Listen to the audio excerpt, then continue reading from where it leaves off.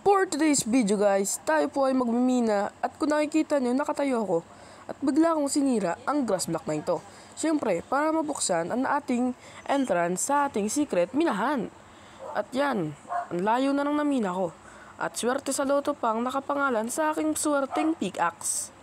Yan, nagbina na ako. Pero napag-isip-isip ko, parang ang layo na ng namina ko.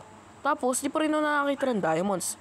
So, naglalawang isip ako, pero nagmina pa rin ako kasi may nakita akong picture ng mga sumusuko ay di nagwawagi.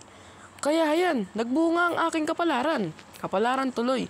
Nagbunga ang aking paghihirap. Dugo, pawis at paghihirap. Nakikita ko ng diamonds.